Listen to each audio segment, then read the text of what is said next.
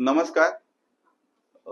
मी Ajay Jaya foundation मार्फत आज पत्रकार परिषद घेत आहे. त्याच्यामध्ये आज अजय जया फाउंडेशन या इलेक्शन मध्ये महानगरपालिकेमध्ये कुठल्याही राजकीय पक्षाला संबंध न ठेवता डायरेक्टली कॅन्डिडेटला मदत करणार आहेत, जे चांगले आहेत, जे लोकांसाठी ग्राउंड लेवलमध्ये चांगलं मदत करणार आहेत.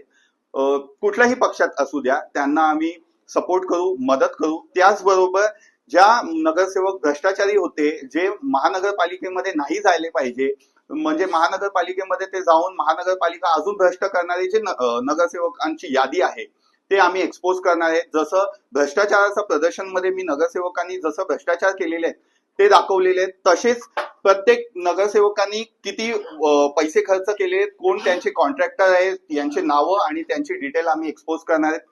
याचबरोबर इलेक्शन कमिशन एका पक्षाला मदत करत असतील किंवा एका कॅन्डिडेटला मदत करत असतील तर तिथे सुद्धा आम्ही इलेक्शन कमिशन विरुद्ध जे कायदेशीर प्रक्रिया आहे ते पूर्ण करून त्यांच्या विरोधात लढा देणार आहे.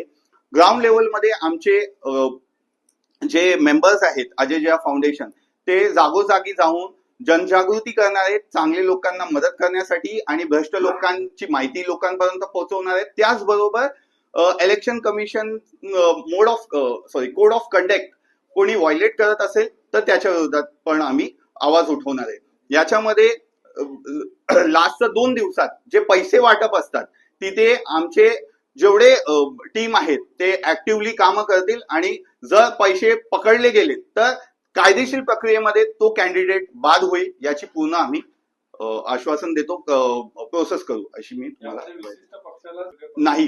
आम्ही कुठलाही पक्षाला आमचा पक्ष असं मानत नाही या क्षणी, कारण हा इलेक्शन महानगरपालिकेचं इलेक्शन आहे, मूलभूत विषयावरती झालं पाहिजे. इथे कुठलाही म्हणजे मोठ्या विचारधाराची काही संबंध नाहीये.